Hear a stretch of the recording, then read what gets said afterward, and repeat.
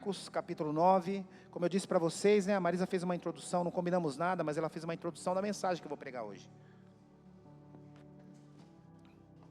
Se eu pudesse dar um título para essa mensagem, para a Fernanda aí que faz o nosso boletim semanal, o título seria, né, Atrapalharam a minha fé. Quantos já tiveram a fé atrapalhada aqui? Deixa eu ver, quantos já tiveram a fé atrapalhada aqui? Às vezes você viu um testemunho tão ruim de alguém que você admirava, que você falou assim, será que esse negócio de ser crente, será que isso é sério mesmo? Será que esse negócio de ir para a igreja, isso faz a diferença mesmo? Será que esse negócio de andar com Jesus vai mudar realmente a minha vida? E aí nós vamos avançar aqui nesse assunto. Amém? Todos acharam aí? Marcos capítulo 9... É um texto muito conhecido, nós vamos ler a partir do versículo 14. Eu já preguei sobre esse texto, já ouvi mensagem sobre esse texto, mas hoje a gente vai avançar nele aqui com uma ótica diferente naquilo que Deus falou ao meu coração. E eu tenho certeza que assim como eu fui abençoado, você vai ser muito abençoado também. Amém? Diz assim, ao voltarem junto dos outros discípulos, capítulo 9, a partir do versículo 14. Marcos 9, a partir do versículo 14, diz assim. Ao voltarem para junto dos outros discípulos, viram que estavam cercados de uma grande multidão, e que alguns mestres da lei discutiam com eles. Quando a multidão viu Jesus, ficou muito admirada, e correu para cumprimentá-lo. Sobre o que discutem? Perguntou Jesus. Um dos homens da multidão respondeu, mestre, eu lhes trouxe o meu filho, que está possuído por um espírito impuro, que não o deixa falar. Sempre que o espírito apodera-se dele, o joga no chão, e ele espuma pela boca, arranja os dentes, fica rígido. Pedi aos seus discípulos que o expulsassem o espírito impuro, mas eles não conseguiram. Jesus lhe disse, geração incrédula, até quando eu estarei com vocês? Até quando terei que suportá-los? Tragam-mo o menino para cá. Versículo 20, então trouxeram, quando o espírito impuro viu Jesus, causou uma convulsão intensa no menino, e ele caiu no chão, contorcendo-se e espumando pela boca. Jesus perguntou ao pai do menino, há quanto tempo isso acontece com ele? Desde que era pequeno, respondeu o pai. Muitas vezes o espírito o lança no fogo ou na água e tenta matá-lo. Tenha misericórdia de nós, ajude-nos se puder. Jesus pergunta, se puder? Perguntou Jesus. Tudo é possível àquele que crê. No mesmo instante o pai respondeu, eu creio, mas ajude-me a superar a minha incredulidade. Presta atenção nessa frase. Ajuda-me a superar a minha incredulidade. Olha que palavra forte deste pai, né? Admitindo que a fé dele estava fraca. Quando Jesus, versículo 25, quando Jesus viu que a multidão aumentava, repreendeu o espírito impuro dizendo, espírito que impede esse menino de ouvir e falar, ordeno que saia e não entre mais nele. Versículo 26, o espírito gritou e causou grande convulsão intensa no menino e saiu dele. O menino parecia morto, um murmúrio correu pela multidão. Ele morreu, mas Jesus o tomou pela mão e o ajudou a se levantar. E ele ficou em pé. Depois, quando Jesus estava em casa com seus discípulos, lhe perguntaram, por que nós não conseguimos expulsar esse espírito imundo? Jesus respondeu, esta espécie só sai com oração. Coloque sua mão sobre esse texto. Pai querido, nós queremos te agradecer por esta manhã especial, por esse dia, Senhor, em que separamos para louvar o teu santo nome, para compartilharmos e aprendermos da tua palavra. Fala conosco, Senhor, de maneira especial mais uma vez. Revela a tua palavra a cada um de nós e que nós possamos sair daqui hoje, Senhor, renovados, transformados e ainda mais apaixonados por ti e pela tua palavra. Este é o nosso desejo, no santo nome de Jesus. Amém e amém. Irmãos, a semana passada eu preguei, eu tive muito retorno da mensagem que eu preguei aqui a semana passada.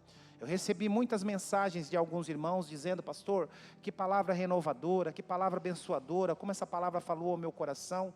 E é muito bom para um pastor ouvir isso, né? Depois de uma pregação, depois de um domingo de culto, no decorrer da semana, na segunda, na terça-feira, você ter o feedback, ter o retorno das pessoas, dizendo que aquela palavra falou muito ao coração deles. E eu não vou perguntar aqui para não colocar você em apuros, perguntar se você lembra o que eu preguei a semana passada. Mas a semana passada eu preguei a respeito do texto lá de Joel, que eu falava a respeito da condenação. O texto diz lá da condenação que aquele povo merecia. Eles haviam sido visitados pelos os gafanhotos, eles estavam vivendo uma miséria total, vivendo uma perda total, passando fome, passando necessidade, e de repente o profeta vem com uma palavra de esperança, com uma palavra, uma profecia, dizendo: olha, o tempo da sequidão acabou, o tempo de fome acabou, o tempo de miséria acabou, a partir de agora, vocês não serão mais envergonhados, e vocês não passarão mais fome. E ali, o decreto para eles, o que eles mereciam era aquilo mesmo. O Senhor permitiu a visita daqueles gafanhotos, e os gafanhotos vieram em 3 estágios. Veio a primeira leva de gafanhoto, comeu o que podia, veio a segunda leva de gafanhoto, comeu o restante, e veio por último a última leva de gafanhoto e acabou, arrasou com tudo. Então, o destino deles era a miséria, era a fome, era a vergonha. Mas o Senhor usa pela voz do profeta dizendo para aquele povo: olha, a partir de agora, chega de vergonha, chega de miséria, chega de fome. E eles foram surpreendidos. O que estava separado para eles era aquilo, mas veio o Senhor e mudou completamente o decreto, e eles foram surpreendidos. E nós falávamos aqui, eu dizia isso: olha, irmãos, faltam 3 semanas para acabar o ano, e eu tenho a convicção de que nós podemos ser surpreendidos na nossa casa, no nosso casamento, na nossa vida pessoal, na vida dos nossos filhos, na nossa saúde. Nós podemos ser surpreendidos pela boa mão do Senhor. Ainda que você tenha tomado decisões erradas, ainda que você tenha ido para uma direção errada, ainda que as coisas não estejam funcionando bem, nós podemos ser surpreendidos.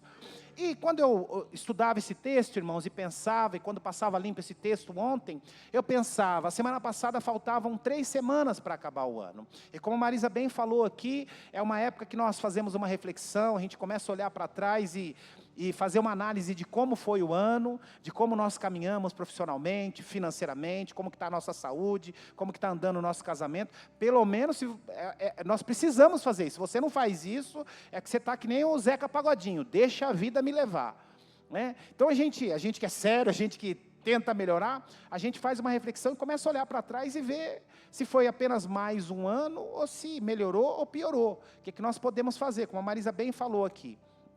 Então, quando eu olhava para esse texto e estudava esse texto, lembrando da mensagem da semana passada, surpreendidos, eu dizia: talvez você está aqui nesta semana, passou-se, aí você diz, mais uma semana passou, mais alguns dias passaram, estamos chegando ao final do ano, eu ouvi uma mensagem maravilhosa semana passada, mas nada aconteceu, nada mudou, nada foi diferente, tudo continua do mesmo jeito. Tudo continua do jeito como estava. Eu não tenho visto mudança. Passa semana após semana, passa dia após dia, mês após mês, e eu não vejo mudança na nossa vida. E aqui, irmãos, a gente vai avançar, entrando no contexto, contextualizando o momento que estava vivendo aqui. Se tem uma coisa que entristece o coração do ser humano, pelo menos do ser humano normal, se tem algo que entristece o coração de alguém, é o sofrimento de uma criança, de um menino. E muito mais ainda o sofrimento de um pai que vê o seu filho convulsionando, sendo possuído por demônios. E o texto diz aqui que o espírito imundo o jogava, o lançava no fogo e o lançava muitas vezes na água para tentar matá-lo. Então, ou seja, aquele menino devia ter muitas cicatrizes no corpo, porque ele se lançava, ele via uma fogueira, ele se jogava, ele via fogo, ele se jogava, possuído pelo espírito, pelo diabo. Então, eu fico imaginando o sofrimento deste pai, o sofrimento humano que ele sentia em ver o seu filho por muitas vezes, passando por essas lutas e passando por essas dificuldades. Então, imagina o coração, imagina a amargura deste homem, tendo a vida toda, porque Jesus pergunta para ele: há quanto tempo isso acontece? E ele diz: há muito tempo. Ou seja, praticamente a vida toda daquele menino, este pai tem sofrido com o sofrimento do filho, sendo possuído por um espírito imundo, e o espírito imundo levando o seu filho a essa condição de quase morte, de sofrimento. Então eu fico pensando no coração dele, como seria, né? O texto diz aqui, irmãos, que Jesus não estava. Jesus havia se retirado para orar. Jesus havia se retirado com Pedro, Tiago e João. Jesus havia se retirado. E aqui nesse momento, um pouquinho antes do texto, se você olhar, é o momento que acontece a transfiguração. O Senhor permite aqueles 3 discípulos mais próximos que eles tivessem o privilégio de participar daquele momento da transfiguração, em que Jesus está com Moisés e Jesus está com Elias. Então Jesus não está naquele momento. Só que olha que coisa interessante, irmãos. Jesus não está, mas Jesus deixa a sua equipe lá. 9 discípulos estavam lá, 9 pastores estavam lá, 9 homens de Deus estavam lá, para atender a demanda daquele povo, a demanda daquela igreja naquele momento. Jesus se retira, com os 3 discípulos mais próximos, mas os outros 9 discípulos estavam lá. E o que acontece lá, irmãos? Aquele homem chega com a sua demanda, chega com a sua dificuldade, chega com o seu filho que estava à beira da morte. Ele relata para os discípulos, aqueles 9 discípulos que estavam lá, o problema que ele estava passando, e diz o texto, que eles não puderam fazer nada. E eles não puderam fazer nada, porque Jesus não estava lá. Irmãos, como é triste, quando eu olho para a minha vida, quando eu olho para a minha casa, quando eu olho para um negócio que eu me empenhei, ou que eu me envolvi, quando eu olho para alguma situação, e nitidamente eu tenho a percepção de que Jesus não está no negócio. Você já passou por isso? De tomar uma decisão, de se envolver com alguma coisa, de entrar no negócio, de entrar num relacionamento, de fazer qualquer coisa na sua vida, e lá na frente você ter a percepção, Jesus não está aqui, Jesus não está nesse negócio. E aqui é nítido, porque quando ele vê Jesus, ele diz: Senhor, eu trouxe meu filho, e ele relata todo o sofrimento do filho, e ele diz: mas eles não puderam fazer nada, o Senhor não estava aqui, e eles não puderam fazer nada.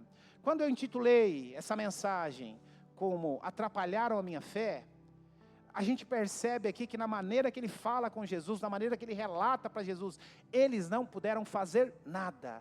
A gente percebe que a fé desse homem está abalada. A gente percebe porque ele depositou toda a esperança dele, toda a expectativa na cura do filho, na libertação do filho, na vida daqueles homens, daqueles discípulos. Ele foi atrás de Jesus, Jesus não estava, mas ele disse: olha, esses são homens que andam com Jesus, e eles curam também, eles pregam a palavra também, eles intercedem também, eles socorrem também, eles alimentam também. Entretanto, a sua demanda, a sua expectativa não foi atendida. Por quê? Porque Jesus não estava lá. Sabe, irmãos, eu queria começar com o primeiro tópico aqui. Eu e você, nós precisamos aprender com as decepções. Nós precisamos aprender com as decepções. Muitas vezes as coisas acontecem na nossa vida, Deus permite que algumas situações que independe da nossa decisão, ou é independente daquilo que nós estamos procurando, acontecem na nossa vida, e muitas vezes você olha e fala assim: mas eu não fiz nada para acontecer isso, mas eu me cuidei, isso aconteceu, eu não estou em pecado, eu não estou fazendo nada de errado, mas mesmo assim, isso aconteceu. E muitas vezes, decepções acontecem na nossa vida, para que nós possamos crescer e aprender. E muitas vezes o Senhor permite que coisas aconteçam, que decepções aconteçam na nossa vida, para a gente aprender. Olha o que diz o versículo 18, o versículo 18 diz assim: sempre que o Espírito se apodera dele, o joga no chão, e ele espuma pela boca, range os dentes, e fica rígido. Pedi aos seus discípulos que o expulsassem desse espírito impuro, mas eles não conseguiram. Ele está dizendo o seguinte aqui, ele está decepcionado, ele está desanimado, ele está dizendo assim: Senhor, a minha única esperança eram estes homens.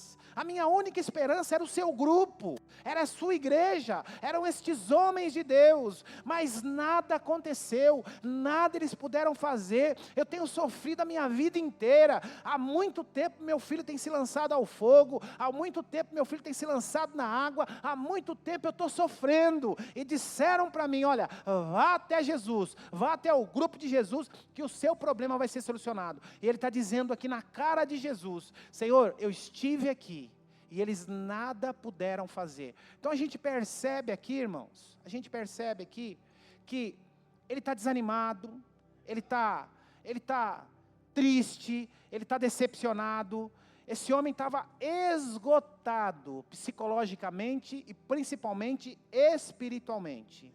Ele estava esgotado e decepcionado com quem? Com aqueles outros 9 discípulos que estavam lá. Porque aqueles outros 9 discípulos representavam Jesus. Jesus havia se retirado com Pedro, Tiago e João. Mas os outros 9 discípulos estavam lá. E a gente percebe aqui que ele está completamente decepcionado, triste, desanimado. E sabe, irmãos, a gente precisa entender muitas vezes que as pessoas estão sujeitas a errar conosco. Eu sempre digo isso para as pessoas, sabe quem é a pessoa que o diabo mais tenta fazer errar com você? Sou eu, porque sou o pastor. E deixa eu falar algo para você, há uma possibilidade enorme de eu errar com você. Há uma possibilidade enorme de eu decepcionar você. Às vezes sem que eu perceba, ou talvez de maneira involuntária, mas talvez eu saiba que eu tenha te decepcionado em alguma área da sua vida. Porque o diabo sabe que se ele te ferir, o diabo sabe que se ele te entristecer, o diabo sabe que se ele te decepcionar, talvez você abandone Jesus, talvez você abandone a igreja, talvez você abandone. O que o diabo queria fazer na vida deste homem aqui, era que ele voltasse para casa com os mesmos problemas, com as mesmas dificuldades, com as mesmas debilidades do filho, e voltasse para casa dizendo, olha, esse negócio de Jesus aí, isso é uma furada, esse negócio de Jesus aí, isso é uma mentira, isso é um engano, porque eu estive lá com o meu problema, eu estive lá com o meu filho endemoniado, e nada puderam fazer,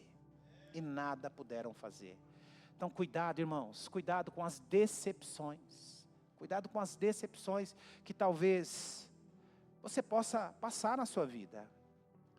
A gente precisa entender, eu e você precisamos entender, que a igreja não é solução para tudo na nossa vida. A igreja é uma ferramenta maravilhosa para a nossa vida. Eu já disse para vocês aqui, irmãos, olha, não vou nem falar na questão espiritual, mas na questão social, sociológica, como a igreja é importante. Vou dar um exemplo claro e simples para você. Essa semana eu fui visitar um garoto no hospital, lá na Moca, numa quarta-feira, 10 horas da manhã. Eu fui visitar um irmãozinho nosso que está passando por uma dificuldade, já vai ter alta agora no começo da semana, e não era nada sério assim. Eu cheguei lá para visitar, Chico, volto a dizer, quarta-feira, 3 horas da tarde. Eu cheguei lá, não podia entrar, porque tinha 3 irmãs que estavam lá. Isto é igreja, irmãos. Isto é igreja. Eu já fiz vários. Se tem uma coisa que pastor, sempre digo isso para vocês, se tem uma coisa que pastor faz muito, é estar em hospital e estar em cemitério. Eu já falei para vocês aqui, irmãos, eu já fiz ofício fúnebre, de estar apenas eu, o neto do falecido e o falecido apenas. Tem ninguém. E por quê? Porque as pessoas não tinham, aquilo que a Marisa falou aqui, as pessoas não tinham vínculos, as pessoas não tinham amizades, as pessoas não tinham relacionamentos. E a igreja, nesse lado social, não tem algo mais importante do que a igreja. Então, olha o quão importante, mas a igreja, ela não é solução para tudo na nossa vida. Muitas vezes, como a Marisa bem falou aqui, muitas vezes você pode se decepcionar dentro da igreja. Agora, o grande problema é que nós tratamos a igreja de uma maneira completamente diferente. A Marisa falou aqui das características de algumas pessoas. Na sua família, você tolera o fofoqueiro. Na sua família, você tolera aquele cara que é exagerado na brincadeira. Na sua família, você tolera a tua cunhada chata. Na tua família, você tolera um monte de coisa. Mas dentro da igreja, você não tolera nada. Esse que é o grande problema. Este homem aqui estava com um pezinho assim, estava com um pezinho fora e o outro na casca de banana. Ele estava completamente decepcionado com o que se intitulava como o reino de Deus, como o reino de Jesus. Este homem aqui, talvez se tivesse passado 10, 15, 20 minutos, ele tivesse ido embora, talvez esse homem tenha perdido a salvação, tinha perdido a cura do filho, enfim, tinha perdido tudo na vida, porque ele estava decepcionado com homens. Sabe, irmãos, a gente recebe muitas pessoas transferidas de outras igrejas. Muitas pessoas, eu faço isso há 20 anos, fazia isso lá em São Mateus também, quando era pastor auxiliar lá. E a gente recebe muitas pessoas. E graças a Deus, a grande maioria das pessoas, quando vêm transferidas, pastor, olha, eu morava em uma outra cidade, pastor, olha, que a igreja lá mudou de pastor, eu não me adaptei, mas saí lá numa boa, conversei com o meu pastor, conversei lá com a minha pastora, pastor, olha, eu estou mudando, porque lá, mudei de emprego, lá só tem culto à noite para mim não dá, para mim aqui. Então, graças a Deus, a maioria dos motivos são esses. Mas algumas vezes eu já recebi pessoas transferidas que quando sentaram para conversar, falaram, pastor, olha, eu estou vindo para cá, porque olha lá, meus pastores erraram comigo, meus líderes erraram comigo, não me procuraram, não quiseram acertar, eu estou decepcionado e tal. Eu recebo, reconheço, mas eu sempre faço a ressalva, na maioria das vezes, se eu não fiz algumas vezes é porque esqueci, mas eu sempre faço a ressalva. Depois de tudo que eles falam, eu falo assim, olha, toma cuidado, que provavelmente nós podemos cometer esse erro com você também. Nós não somos infalíveis. Ah, porque eu fiquei alguns dias sem ir para a igreja, ninguém ligou para mim. Ah, pastor, porque eu passei lá por uma dificuldade, ninguém se importou com a dificuldade que eu passei. Ah, porque eu passei um tempo de enfermidade, a igreja só lembrou depois que eu me recuperei depois de 2 meses, que eu cheguei na igreja, que vieram me perguntar, onde você estava, irmão? Aí eu sempre digo isso, falo, nos perdoe, mas provável, não é provável, mas há uma possibilidade, ainda que pequena, de a gente cometer o mesmo erro, porque nós não somos infalíveis. Então, a gente precisa tomar muito cuidado com isso, irmãos. Muito cuidado com isso. Nós, lá em Mateus capítulo 7, o Senhor Jesus nos diz que nós não precisaríamos ser julgados. Mas o grande problema é que nós julgamos, e com a mesma régua que nós julgamos, nós seremos julgados também. E nós somos assim, às vezes nós temos uma espada muito pesada para julgar aquele que errou conosco. Mas talvez, perceptível ou imperceptivelmente, você tenha magoado muitas pessoas também. Você tem errado com muitas pessoas também. Então a gente precisa tomar muito cuidado com isso. E o que estava acontecendo no coração deste homem era exatamente isso. Ele estava amargurado, além de todo o sofrimento, toda a carga espiritual, de toda a carga emocional que ele tinha com os problemas do filho, ele chegou diante daqueles homens que eram os homens de Deus, e eles nada puderam fazer. E nada puderam fazer. Para aquele homem, aqueles homens, aquela igreja, aquele grupo, era a solução para a vida dele.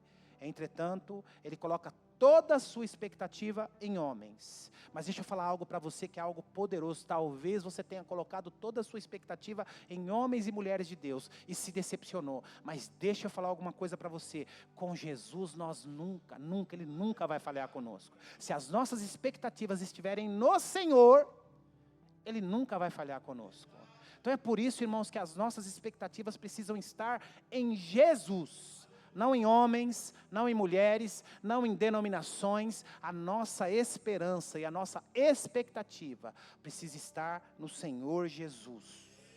O grande problema daquele homem, que a expectativa dele, a esperança dele, estava naqueles homens. Só que Jesus não estava na hora. Jesus estava orando, Jesus havia se retirado para orar. Então, a igreja não é a solução para tudo na nossa vida. Olha o que diz o versículo 21 em diante. Ele diz assim: Jesus perguntou ao pai do menino, há quanto tempo isso acontece? Aí o pai responde, desde que ele era pequeno. Imagina, irmãos, desde quando o garoto era criança, criancinha. Imagina o sofrimento desse pai, imagina a angústia desse pai, imagina como ele estava angustiado. Desde quando ele era pequenininho, eu tenho sofrido com isso. Muitas vezes o Espírito lança no fogo, lança na água e tenta matá-lo. Aí ele diz, tenha misericórdia, nos ajude se puder. Ou seja, desde pequenininho se lança no fogo. Aquele menininho devia ser todo deformado, devia ser cheio de cicatrizes. Aí Jesus fica admirado, se puder? Aí Jesus responde para ele. Perguntou Jesus, tudo é possível para aquele que crê. Aí versículo 24, no mesmo instante o pai respondeu, eu creio, ajude-me a superar a minha incredulidade. Ou seja, irmãos, a partir do momento que ele teve aquela decepção com aqueles 9 discípulos, aquele grupo que estava ali, homens de Deus, era a equipe principal de Jesus, homens de Deus. A partir do momento que ele começa, já de todo o sofrimento que ele tinha, mas a partir do momento que ele tem aquela decepção com aqueles homens ali, o restinho de fé que ele tinha, ele perdeu. E ele disse para o Senhor, Senhor, ajuda a restaurar a minha incredulidade, ajuda a restaurar a minha fé, ajuda-me a superar essa incredulidade que eu tenho. E o porquê disso, irmãos? Por causa das decepções que ele teve ao longo da vida. A Bíblia não fala, irmãos, a Bíblia não fala. E aquilo que a Bíblia não fala, fica difícil para a gente ficar fazendo aqui uma conjuntura, ficar elucubrando aqui. Mas para um sujeito que, ele é pai, e nós que somos pais, a grande maioria aqui, nós sabemos, ele é pai.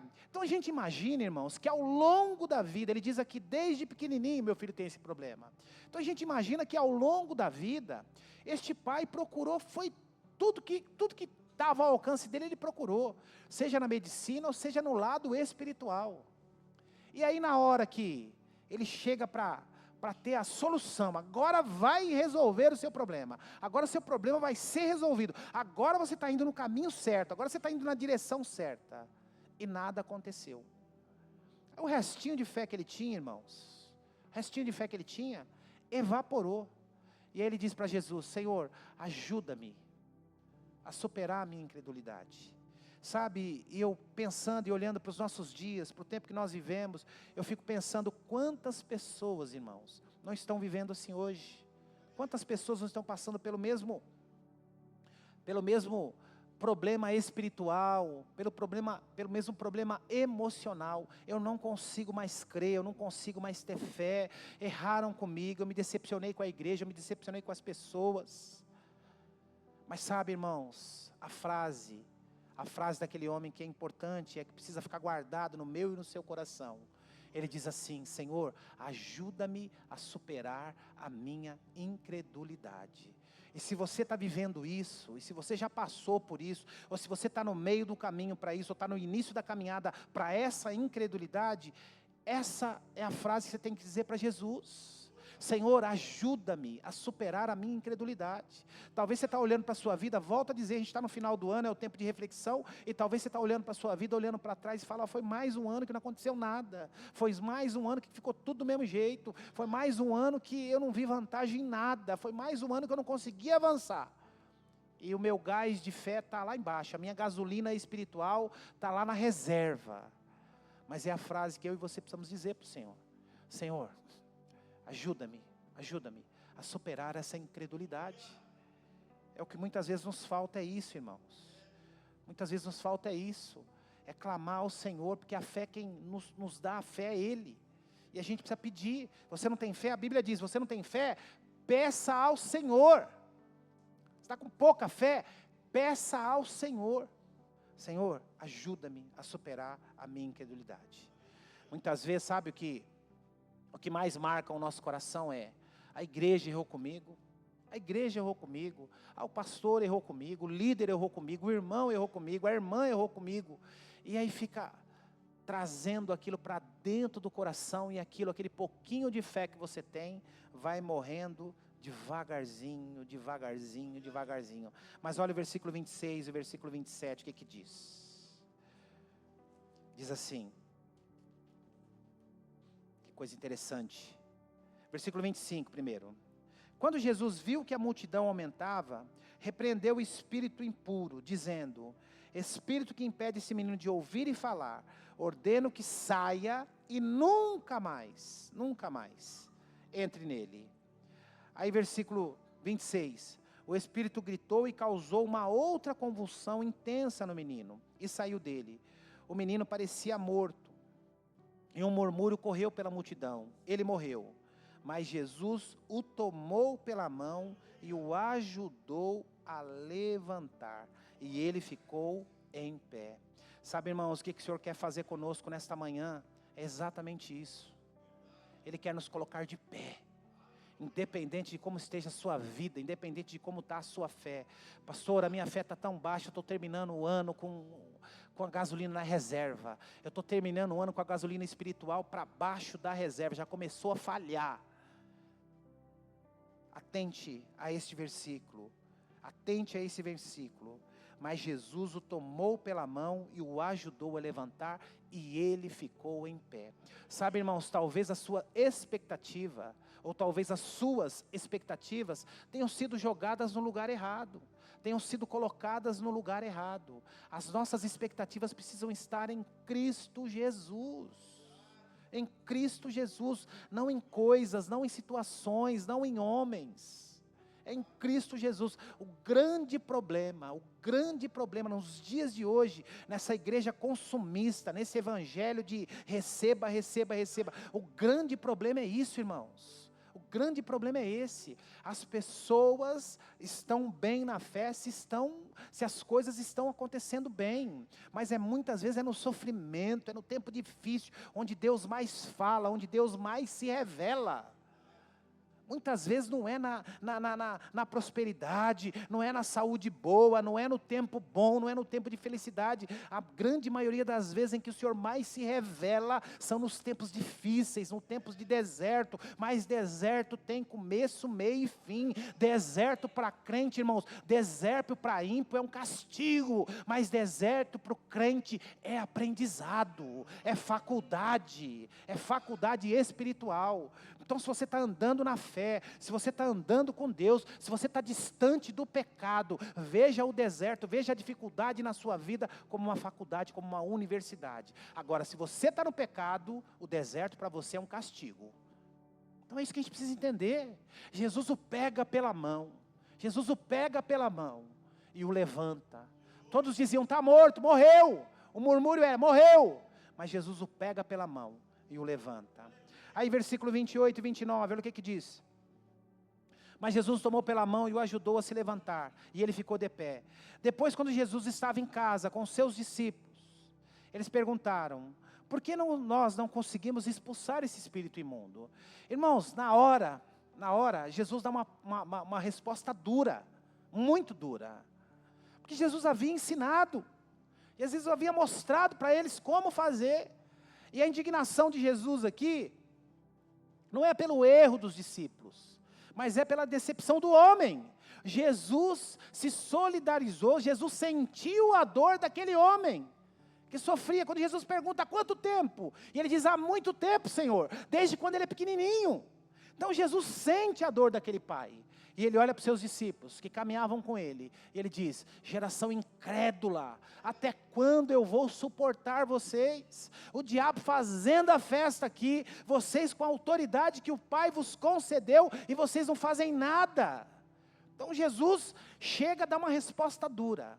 Aí aqui, a coisa mais calma, mais serena, eles já tinham comido, já estavam lá sentados na casa, tranquilinhos. Dentro de casa eles perguntam, Jesus, por que nós não conseguimos expulsar? Por que o Senhor deu a palavra e o Espírito foi embora rapidinho e a gente não conseguiu? Lembramos, irmãos, que Jesus acabou de vir da oração. Ele estava com Pedro, Tiago e João. Ele estava fazendo foi uma oração, irmãos, tão poderosa que foi o momento da transfiguração. Jesus permitiu para aqueles 3 discípulos mais próximos que presenciassem isso. E aí Jesus dá a resposta que serve para mim e para você.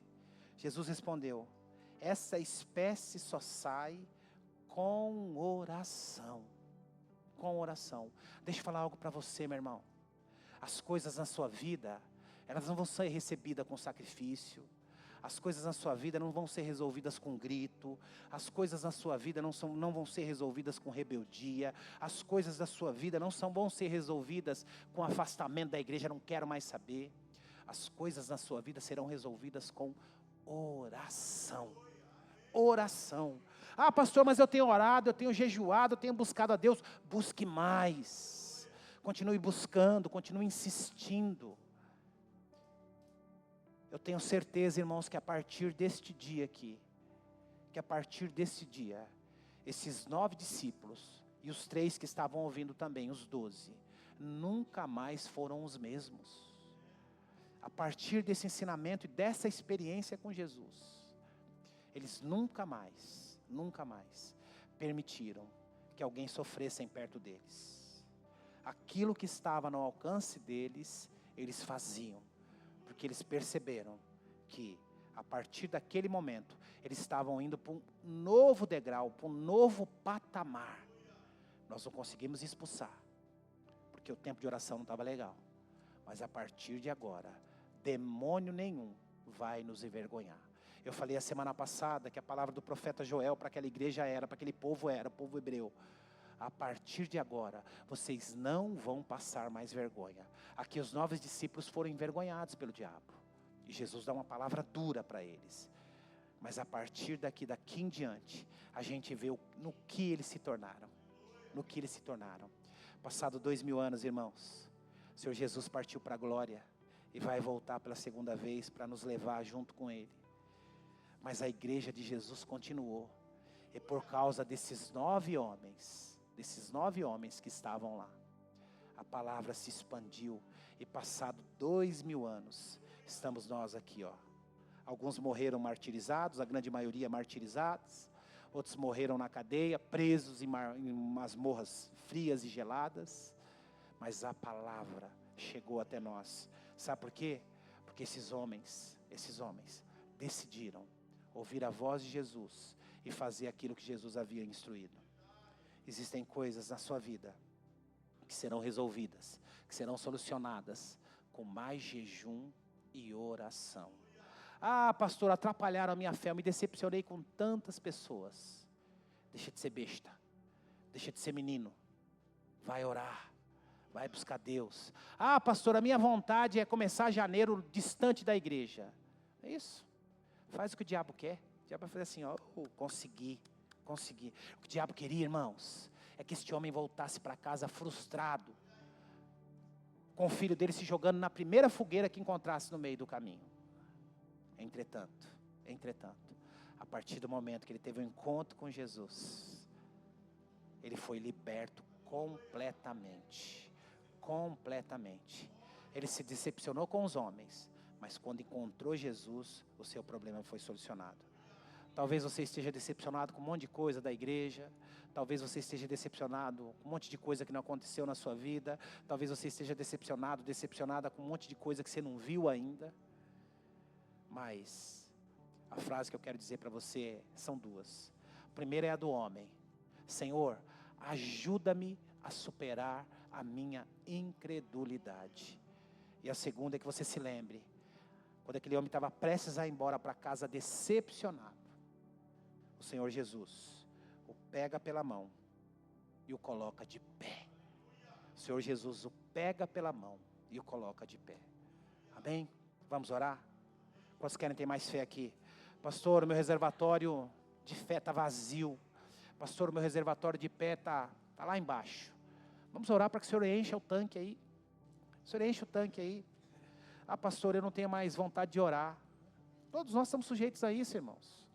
O cara que fala, eu detesto o super-homem. Ah, eu estou sempre bem. Eu estou sempre animado. Eu sempre acordo com vontade de orar. Que mentira, que mentira. Tem dia que você vai acordar azedo, tem dia que você vai acordar mal, tem dia que você vai acordar sem vontade de orar, sem vontade de ler a Bíblia, tão cansado, tão esgotado, que a sua única vontade é virar para o outro lado e continuar dormindo na cama. Entretanto, se nós clamarmos ao Senhor Jesus, para que Ele nos ajude a superar a nossa fé, a nossa incredulidade, e nos dê mais fé, Ele vai fazer isso. Amém? Então vamos começar a ficar em pé. Ah, eu estou cansado. Fica em pé, meu irmão, minha irmã. Vamos orar. Pegue na mão da pessoa que está do seu lado e vamos fechar os corredores. E você não vai orar por você mesmo. Pastor, eu estou tão mal hoje. Hoje eu vim na igreja, mas empurrado. Deixa eu dizer algo para você, meu irmão, minha irmã. Hoje você não vai orar por você mesmo. Você vai orar por aquele que está segurando a sua mão aí. Você é um privilegiado. Olha para a pessoa que está do seu lado e fala assim, você é um privilegiado, você é uma privilegiada. Sabe, irmãos, Eu recebi a notícia ontem à noite que o irmão Hélio, irmão da pastora, da irmã Sueli, ele infartou ontem, está internado, está na UTI. Ele queria estar aqui com a gente. Domingo passado ele estava no carro e eu brincando com ele, enchendo o saco dele. Falei, o senhor nem me cumprimentou, né? Não sei o quê, enchendo o saco dele, brincando com a irmã Sueli, dizendo, olha, ele está de mal de mim, irmã Sueli. Ele dando risada, que isso, pastor? Ele queria estar aqui com a gente. Está no hospital, na UTI. O Nicolas também, filho da Juliana, está com probleminha no pulmão, vai ter alta agora no comecinho da semana, mas está lá a semana inteira internado. Mas Deus sabe de todas as coisas, irmãos. Deus sabe de todas as coisas. O deserto para o ímpio é castigo. O deserto para o crente é ensinamento, é escola. É escola. Você está com pouca fé? Você vai orar pela vida daquele que está segurando a sua mão aí. E você vai orar pela vida dele. Senhor, enche o meu irmão de fé. Enche a minha irmã de fé. E você vai receber também. Amém? Olha para ele e para ela, diz assim, fala, meu irmão, minha irmã, eu vou orar por você agora aí. E eu tenho certeza que a sua fé vai aumentar. O seu ânimo vai aumentar. O seu encorajamento vai aumentar. A sua intrepidez vai aumentar. Amém? Vamos orar então? Abra sua boca e comece a orar. Oh Pai, nós oramos.